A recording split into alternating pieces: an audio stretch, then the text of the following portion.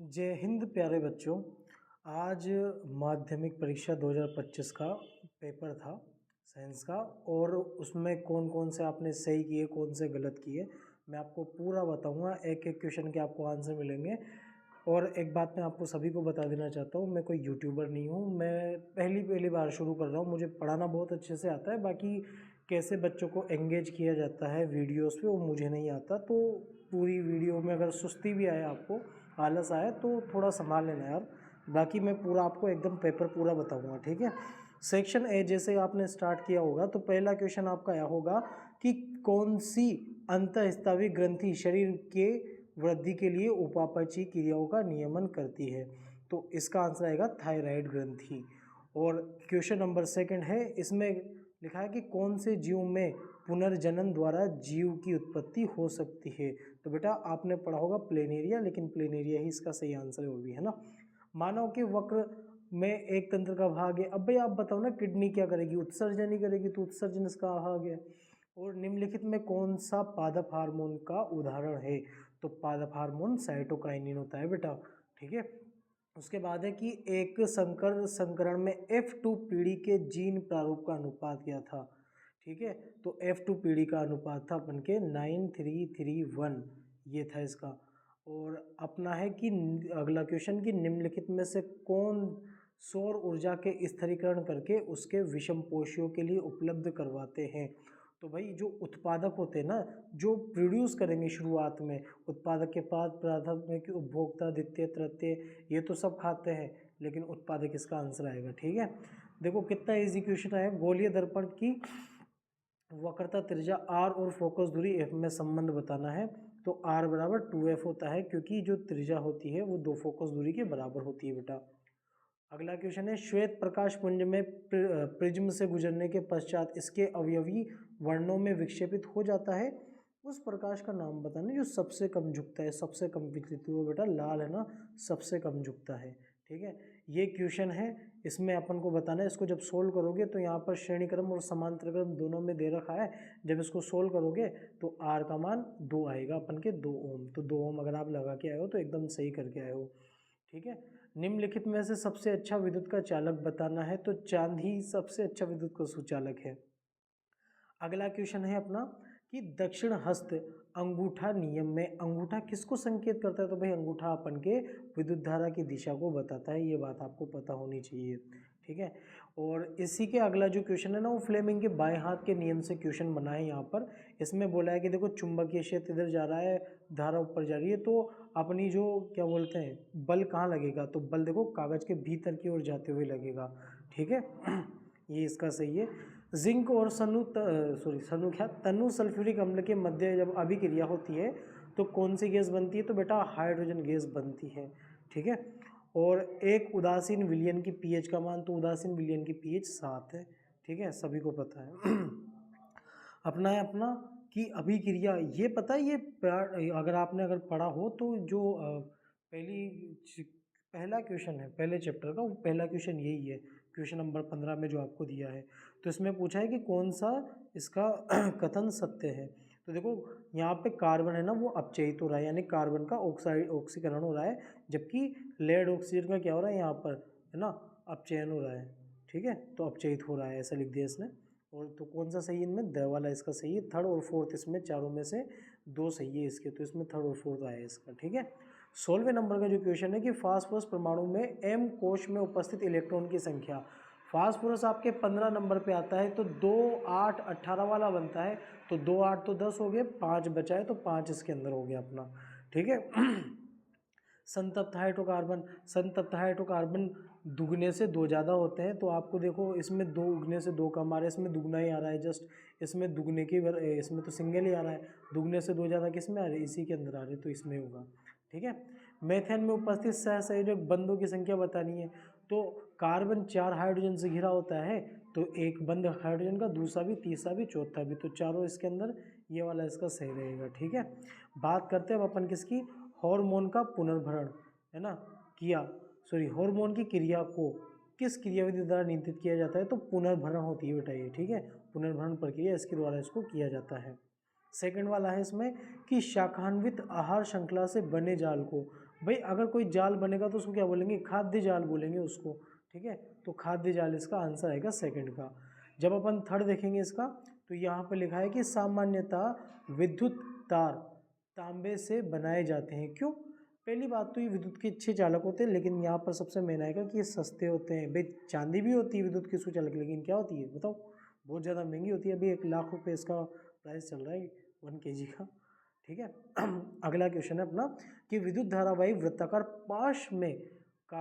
पाश के कारण उत्पन्न चुंबकीय क्षेत्र की प्रबलता जो होती है, फेरों में अगर संख्या करोगे तो क्या हो जाएगी, वो बढ़ जाती है। तो यहाँ पे आएगा बढ़ जाती है। मैग्नीशियम के रिबन को, अगला है पांचवा, मैग्नीशियम रिबन का वायु में दहन करने पर बने यौगिक का नाम। तो बेटा मैग्नीशियम ऑक्साइड बनता है, मैंने MgO लिखा है, आपको पूरा लिखने आना था, मैग्नीशियम ऑक्साइड, ठीक है। यौगिक का नाम पूछा है क्योंकि सूत्र नहीं पूछा है, यहाँ पे MgO लिख दिया मैंने, ठीक है। अब अगला क्वेश्चन अपना कि सोने और लोहे में से कौन अधिक तन्य होता है। तो आपको पता है कि सोना बहुत तन्य होता है। 1 ग्राम सोने को अगर खींचा जाए तो 2 किलोमीटर लंबा तार बन सकता है, ठीक है। उसके बाद आगे अपन के ऑप्शन क्या बोलते हैं लिखने वाले क्वेश्चन, और इसमें बताऊंगा अब मैं आपको एक एक करके सारे। श्वसन को परिभाषित कीजिए। अब श्वसन को परिभाषित, ठीक है, ऑक्सीजन को अंदर लेना तथा CO2 को नाक के द्वारा बाहर छोड़ने की प्रक्रिया को क्या बोलते हैं, श्वसन बोलते हैं। ये लिख के आ सकते हो आप, क्योंकि इसमें एक शब्द या एक पंक्ति में उत्तर देना था, ज़्यादा कुछ हड़बड़ी नहीं करनी थी इसमें। सेकंड क्वेश्चन है कि मस्तिष्क का कौन सा भाग सीधी रेखा में चलने, साइकिल चलाने और पेंसिल को उठाने को नियंत्रित करता है। अनुमस्तिष्क यानी कि सेरेब्रम, ठीक है, इसका आंसर आएगा। उभयलिंगी पुष्पी पादप का उदाहरण, तो सरसों लिख के आ सकते थे या गुड़हल लिख के आ सकते थे, मैंने दोनों ही लिख दिए, एक पूछा है उसने, ठीक है। और ये वाला क्वेश्चन भाई बहुत प्रॉब्लम आई होगी कि मेंडल के प्रयोग में मटर के सफ़ेद फूल का विश्वव्यापी लक्षण क्या था। तो भाई ये सफ़ेद पौधे का क्या हुआ था, गायब हो गया था, सफ़ेद लक्षण दिखाई नहीं था, सफ़ेद लक्षण दिखाई नहीं था। तो ये कौन सा लक्षण हो गया अपन के, अप्रभावी लक्षण, ठीक है। और अगला क्वेश्चन इसमें, किसी वाहन का पश्च दृश्य देखने के लिए कौन से दर्पण का उपयोग किया जाता है। तो आप सभी को पता है बेटा, उत्तल दर्पण, ये चीज़ों को छोटा करके दिखाता है, ठीक है। निकट दृष्टि दोष के से आप क्या समझते हैं, इतना सा लिख के आना था कि निकट दृष्टि दोष में पास की वस्तुएं तो साफ साफ दिखाई देती है, जबकि दूर की वस्तुएं क्या दिखाई देती है, धुंधली दिखाई देती है। ये लिख के आना था और ज़्यादा कुछ नहीं लिखना था सिर्फ, ठीक है। अगला क्वेश्चन जो 7वां है उसमें लिखा है कि परिपथ में विभवांतर का मापन किस यंत्र से करते हैं। तो भाई विभवांतर का मापन वोल्ट मीटर से करेंगे, ठीक है, वोल्टेज को वोल्ट मीटर से तो नापेंगे ना, ठीक है। तो किसी विद्युत धारावाही परिनालिका के कारण उत्पन्न चुंबकीय क्षेत्र की क्षेत्र रेखाओं का चित्र बनाना था, ठीक है। यहाँ पे चित्र बनाना था, मैं बता दूंगा आपको कैसा चित्र बनाना था, आगे देखते हैं इसके अंदर, ठीक है। इसका अगला क्वेश्चन है कि कैल्शियम ऑक्साइड के जब H2O से क्रिया करवाई जाती है तो क्या बनता है, ठीक है। तो रासायनिक जो X बना है उसका रासायनिक नाम लिखना है, सूत्र नहीं लिखना था। अगर सूत्र लिख के आ गए तो कोई गलत नहीं करेगा, लेकिन सूत्र के साथ आपको नाम लिख के आना था। नाम लिख के आया तो हो सकता है नंबर काट ले आपके। तो कैल्शियम हाइड्रोक्साइड, और अगर देखें तो CaOH का होल ट्वाइस, इस तरीके से देख सकते हैं अपन, ठीक है। बीकर का चित्रित करना है, अरे बीकर का चित्र कोई भी बना सकता है, ऐसे ही समझ लो कांच का बनाना था, गिलास बना के आ जाते हैं, ठीक है। 11वां क्वेश्चन है बेटा अपना कि कार्बोक्सिलिक अम्ल में उपस्थित प्रकार्यात्मक समूह का सूत्र लिखिए। इसने नाम नहीं पूछा, इसने डायरेक्ट सूत्र पूछा है। तो इसका है मतलब बंद और COOH, इस तरीके से ये होगा अपन के। अगला क्वेश्चन देखते हैं अपन कौन सा, लास्ट है एक एक नंबर में बेटा 12वां क्वेश्चन। इसके बाद जितने भी क्वेश्चन आपके आएंगे सबके मैं आपको आंसर लिख के दूंगा बाकायदा, ठीक है। अब देखते हैं अपन, अम्ल के जलीय विलयन में विद्युत परिपथ में लगाने पर परिपथ में लगा बल्ब जलने लगता है। इस प्रेक्षण का विश्लेषण करके एक विद्यार्थी ने अम्ल के जलीय विलयन में कौन सा गुण सिद्ध किया। अरे भाई अम्ल, इससे यही तो पता लग रहा है ना कि पहले उसमें क्या है कि बैटरी नहीं जल रही थी, बल्ब नहीं जल रहा था, बल्ब जलने लग गया। तो विद्युत अम्ल क्या होते हैं, विद्युत के सुचालक होते हैं, और इसमें आयन उपस्थित होते हैं अम्ल में, बस यही बताना था, ठीक है। अब आगे अपने बड़े क्वेश्चन जिनमें आपको ज़्यादा लिखना था, वो क्या क्या लिखना था मैं आपको बता देता हूँ, ठीक है। वायवीय तथा अवायवीय श्वसन में अंतर लिखिए, ठीक है। अब इसका आंसर मैं आपको बताता हूँ, मैंने इसमें आपके ले रखा है, इधर देखता हूँ आपके, ये रहा, ठीक है, वायवीय श्वसन और अवायवीय श्वसन में, ठीक है। ये आपके पूरे हैं, आपको 7 नहीं लिख के आने थे, कम से कम 4 लिख के आने थे आपको इसके अंदर, ठीक है। तो ये रहा इसका आंसर वायवीय शोषण और अवायवीय शोषण का। ठीक है, अगले क्वेश्चन पे आते हैं अपन वापस। ठीक है, क्योंकि अगला क्वेश्चन अपना ये रहा 5वां। पादपों में प्रकाशानुवर्तन गतियों को समझाइए। प्रकाशानुवर्तन गति को समझाना है तो वापस आ जाओ अपन किस पे, पेज नंबर आ जाओ अपन के, ये रहा, ये किधर गया, ये रहा। देखो, पादपों में प्रकाशानुवर्तन गति एक प्रकार की दिशात्मक गति होती है जो पौधे प्रकाश की दिशा में वृद्धि करते हैं। यह गति मुख्य रूप से पौधों के तनों में देखी जाती है जो प्रकाश की ओर मुड़ते हैं, और यह प्रक्रिया पादप हार्मोन यानी कि ऑक्सीन के कारण होती है। प्रकाश के संपर्क में आने पर ऑक्सीन छाया के हिस्से में अधिक मात्रा में जमा हो जाता है, जिससे वो भाग तेजी से बढ़ने लगता है और पौधे प्रकाश की ओर मुड़ जाते हैं। ये आपको लिख के आना था उसके अंदर। ठीक है, 2 नंबर में ज़्यादा नहीं लिख के आना है, बस इतना से लिख के आना था आपको। ठीक है, आगे देखते हैं अपन। ये रहा 6वां क्वेश्चन। मानव में नर जनन तंत्र में पाए जाने वाले दो अंगों के कार्यों को समझाना है। आपको अंगों के कार्यों को समझाना है बेटा। ठीक है, आ जाओ आप, ये रहा। ठीक है, आपके बहुत सारे अंग होते हैं। ठीक है, मतलब 5 होते हैं, शुक्रवाहिनी, शुक्राशय, है ना, मूत्रमार्ग, शिश्न, शुक्राशय। आपको कोई 2 को बताना था। ठीक है, आप 4 लिख रखे इसमें, आप कोई से भी 2 को बता सकते थे। ठीक है, कौन कौन सा हो सकता है इसमें? शुक्रवाहिनी के बारे में आप लिख के आ सकते थे कि वृषण में उपस्थित शुक्राणुओं का मोचन शुक्रवाहिनी के द्वारा, है ना, होता है। प्रत्येक और की अधिवृक्ष में एक लंबी शुक्रवाहिका निकलती है जो उदर गुहा से होकर मूत्राशय के समीप मूत्रमार्ग में खुलती है। एक तो इसको समझा के आ जाते हैं, आप लिख के आ जाते हैं। दूसरा मूत्र मार्ग के बारे में लिख के आ जाते हैं कि भाई टॉयलेट वाला एरिया। ठीक है, तो शुक्राणु और मूत्र दोनों एक ही जगह से निकलते हैं और ये मार्ग आगे जाकर शिश्न के सिरे पर मूत्र जनन छिद्र से बाहर खुलता है। ठीक है, ये आपको लिख के आना था और कुछ नहीं करना था। ठीक है, अगला क्वेश्चन अपना है, ये रहा छठा क्या, 7वां, सॉरी। मानव में लिंग निर्धारण का आरेख चित्र बनाइए। मैंने कल आपको बताया था कि ये वाला आने वाला था। ठीक है, आगे देखते हैं अपन इसमें किधर गया, ये रहा। तो आपको ये वाला बना के आना था बेटा कि पिता और माता, ये आपको चित्र बनाना था जिसके आपको 2 नंबर देता। ठीक है, आ रही बात समझ में आपको? देख लो इसको ध्यान से, अगर आपने सही नहीं किया तो आपका फिर गलत हो सकता है बेटा। ठीक है, कि x बनेगा तब और xy बनेगा तब लड़का और x में लड़की। ठीक है, चलो आते हैं अपन अगले क्वेश्चन पे, 11वें क्वेश्चन पे। अपवर्तनांक किसे कहते हैं, इसका सूत्र लिखनी है। मैं दोनों क्वेश्चनों को एक साथ पढ़ के बता देता हूँ। और स्वच्छ आकाश का रंग नीला क्यों दिखाई देता है? अगर इन दोनों क्वेश्चन के अगर अपन आंसर देखें तो आ जाते हैं पेज नंबर 18 पे, ये रहा 19 पे, ये रहा। तो स्नेल का जो नियम था वही अपन के अपवर्तनांक का नियम था बेटा।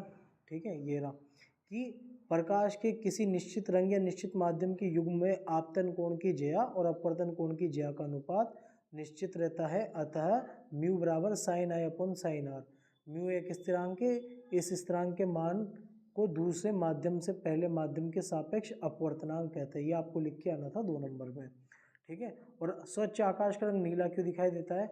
तो इसमें टिंडल प्रभाव वाले को थोड़ा इग्नोर करो और यहाँ पर देखो ब वाले में लिखा हुआ है यहाँ पे वायुमंडल में वायु के अणु और अन्य सूक्ष्म कणों का साइज दृश्य प्रकाश की तरंगदैर्ध्य के प्रकाश के अपेक्षा नीले रंग और कम तरंगदैर्ध्य के प्रकाश को प्रकीर्णित करने में अधिक प्रभावी होता है। लाल रंग के प्रकाश की तरंगदैर्ध्य नीले रंग की अपेक्षा 1.8 गुनी होती है। अतः जब सूर्य का प्रकाश वायुमंडल से गुजरेगा तो वायु के सूक्ष्म कण लाल रंग की अपेक्षा नीले रंग को अधिक प्रबलता से फैलाएंगे और प्रकीर्णित हुआ नीला प्रकाश हमारे नेत्रों में आएगा, इसलिए हमें स्वच्छ रंग का आकाश का रंग नीला दिखाई देता है। ठीक है, तो ये वाला क्वेश्चन का आंसर ये था आपके। अगर आप ये करके आए हो तो बहुत अच्छा है आपके। ठीक है, उसके बाद घरेलू विद्युत परिपथों में फ्यूज का उपयोग क्यों किया जाता है? भाई घरेलू विद्युत परिपथों में फ्यूज का उपयोग करने का कारण होता है क्योंकि छोटा मोटा लघु पतन हो गया, शॉर्ट सर्किट हो गया तो घर में आग लग सकती है। इस वजह से फ्यूज MCB बॉक्स यानी कि फ्यूज लगाया जाता है ताकि, है ना, आग लगने के खतरे से बचाया जा सके, यानी कि इसके नुकसान से बचने के अपन का लिख के आना था। 2 नंबर में आप लगभग 3 से 4 लाइन लिख के आते हैं, आपको 2 नंबर को दे देता। हाँ, अगला क्वेश्चन है बेटा 11वां। लेड नाइट्रेट में तापन और नाइट्रोजन, भाई ये इसका आपको है ना नाइट्रोजन डाइऑक्साइड गैस में उत्सर्जन को प्रदर्शित करने के लिए व्यवस्थित उपकरण का चित्र बनाना था। चित्र भाई आप आ जाओ यहाँ पर, ये रहा आपका चित्र, ये वाला। ये चित्र आपके बुक के अंदर 1.21 नंबर का जो चित्र है ये आपको बना के आना था बेटा, ध्यान से देख लो इसको। ठीक है, ये आपको बना के आना था वहाँ पर। अगर आप बना के आ गए तो भी अच्छी बात है, नहीं बना के आए हो तो क्या कर सकते हैं बेटा आप उसके अंदर। ठीक है, चलो अगला देखते बेटा अपन। और क्वेश्चन नंबर, अच्छा मैं आपको क्वेश्चन नंबर 12 बता देता हूँ एक बार। 12 बताने से पहले मेरी प्लीज़ एक बात सुन लो आपकी, आपका जो अगला मैथमेटिक्स का पेपर है, मैं मैथमेटिक्स को पिछले 10 सालों से पढ़ा रहा हूँ और मैं आपको गारंटी देता हूँ बेटा इस बात की कि आपके एक भी क्वेश्चन आउट नहीं जाएगा। तो मैं आज ही या कल आपके वीडियो डाल सकता हूँ, तो उसको अच्छे से पढ़ लेना। अगर कोई बच्चा पास नहीं होने वाला है तो उसके पासिंग मार्क्स के नंबर की मैं गारंटी लेता हूँ। और कोई बच्चा ऐसा है कि जिसको लग रहा है कि मैं 100 में 100 ला सकता हूँ, तो वो वीडियो देखना, मैं आपको मोस्ट इम्पोर्टेंट क्वेश्चन बता दूंगा, आपको करके आना है। ठीक है, आगे बढ़ते, प्रमोशन खत्म करते हैं। अगला क्वेश्चन बेटा इसमें कि 2NaOH और जिंक जब अपन की क्रिया होगी, तो पता है ना क्षार की है ना धातु से क्रिया हो रही, जिंक धातु से, तो आपको पता है क्षार की जब धातु से क्रिया होती है तो हाइड्रोजन गैस निकलती है बेटा। तो इसमें पूछा है कि उपरोक्त अभिक्रिया में एक्स का नाम बताना है और सूत्र लिखना है। तो नाम क्या होगा बेटा, हाइड्रोजन गैस, और सूत्र क्या होगा बेटा, H2। ये आपको लिख के आना था।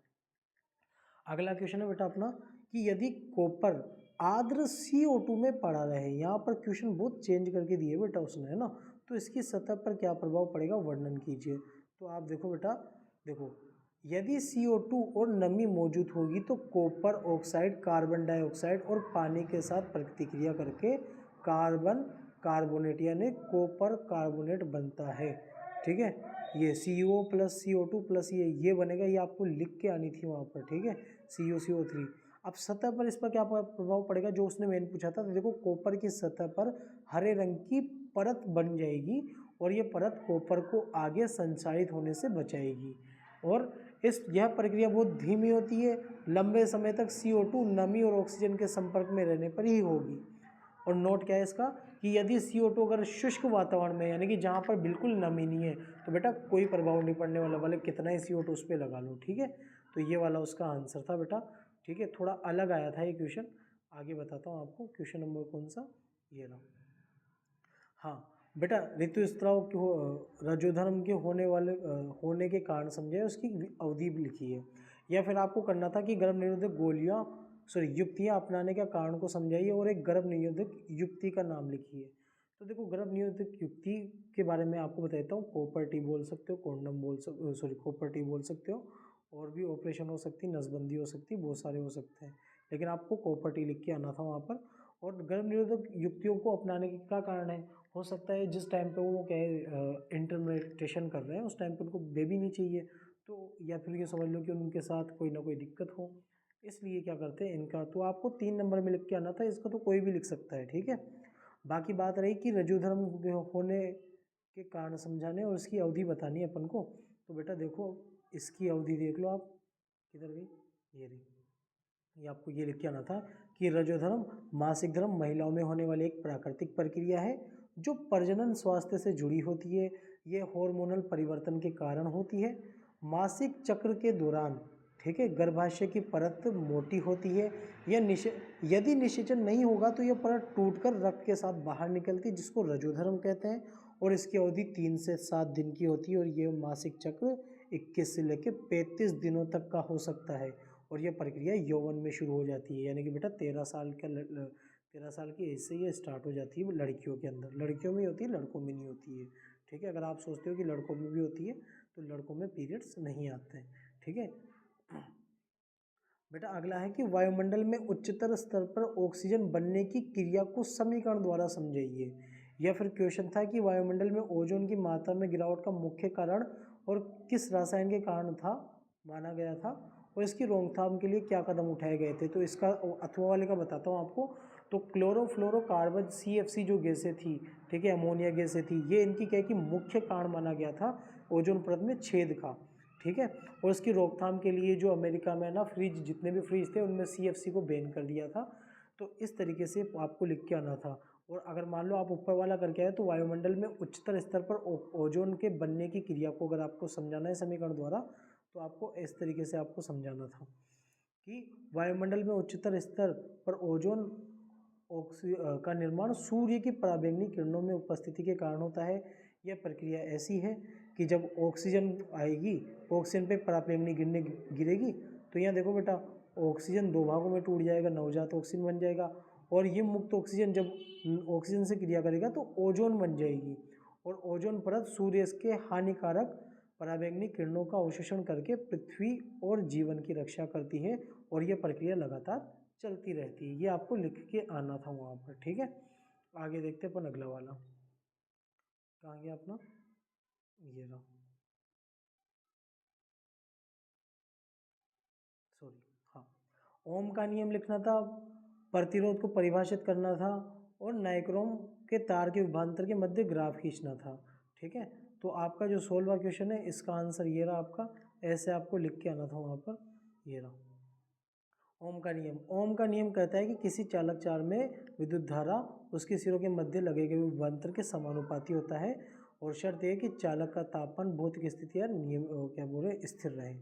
आपको इतना नहीं लिखना था, बस यहाँ तक लिखना था, समानुपाती होता है। V बराबर I इंटू आर, ये फॉर्मूला आपको लिख के आना था। V विभवांतर, I विद्युत धारा होती है, R प्रतिरोध होता है। उसने फिर प्रतिरोध की परिभाषा पूछी, तो प्रतिरोध किसी चालक का वह गुण है जो उसमें प्रवाहित होने वाली विद्युत धारा का विरोध करता है, इसका ऐसा ही मात्रक ओम है, ये भी आपको लिखना था। और नाइक्रोम तार के लिए विभवांतर विद्युत धारा को आपको बताना था ग्राफ। तो नाइक्रोम तार एक ओमिक चालक है, अर्थात यह ओम के नियम की पालना करता है। इसके लिए विभवांतर एवं धारा के बीच खींचा गया ग्राफ होता है जो मूल बिंदु से जाएगा, और ऐसा, और आपको इस तरीके से ऐसे करके यूँ ग्राफ भी बनाना था, ठीक है। मैं ग्राफ बनाना भूल गया इसमें, ठीक है। और अपना फिर क्वेश्चन है कौन सा वाला, क्लोरशार प्रक्रिया वाला, ठीक है। क्लोरशार प्रक्रिया को समझाते हुए इसमें निहित रासायनिक समीकरण लिखनी थी बेटा, बड़ी इजी थी अपन के एरी। यहाँ पर क्लोरशार प्रक्रिया मैंने बोला भी था कल आपसे कि ये पेपर में छपेगी। तो क्लोरशार प्रक्रिया सोडियम क्लोराइड के जलीय घोल का विद्युत अपघटन करने पर क्लोरीन गैस और हाइड्रोजन गैस और सोडियम हाइड्रोक्साइड उत्पन्न करती है। इस प्रक्रिया में इलेक्ट्रोलाइट सेल भी होती है। एनोड पर क्लोरीन गैस और कैथोड पर हाइड्रोजन गैस बनती है, जबकि सोडियम हाइड्रोक्साइड घोल में मिल जाता है। तो इसकी रासायनिक समीकरण ये थी बेटा 2NaCl + H2O। विद्युत धारा जब इसमें जाएगी तो NaOH बनेगा, क्लोरीन गैस बनेगी, हाइड्रोजन गैस बनेगी, और इसका उपयोग उत्पाद प्लास्टिक, साबुन और जल शुद्धिकरण में उपयोगी होता है। ये आपको लिख के आना था वहाँ पर, ठीक है। फिर अपना क्वेश्चन है बेटा ये वाला, क्लोरशार प्रक्रिया के बाद अपना अगला क्वेश्चन है 18वां, सॉरी किधर गया, हाँ। मैं आपको ये वाले क्वेश्चन जो अपने हैं, ये 18वां अमीबा में पोषण की क्रियाविधि को समझाना था। अमीबा में पोषण कैसे होगा उसके बारे में। तो 18वां, 19वां, 20वें में आपकी ये जो लास्ट वाली क्वेश्चन है कि निहित रासायनिक समीकरण देकर एथेनोइक अम्ल को बताना है। तो एस्टरिक अभिक्रिया बतानी थी और क्षार के साथ अभिक्रिया बतानी थी, ठीक है। वीडियो बड़ी लंबी हो गई, मैंने सोचा नहीं था इतनी लंबी वीडियो हो जाएगी। खैर, एस्टरिक अभिक्रिया क्या होती है बेटा, इसके अंदर आप पढ़ लो, ठीक है, स्क्रीनशॉट ले लो जो भी थी आपके। उसके बाद क्षार की अभिक्रिया, ये वाली ये क्षार के साथ अभिक्रिया, ये आपको लिख के आनी थी।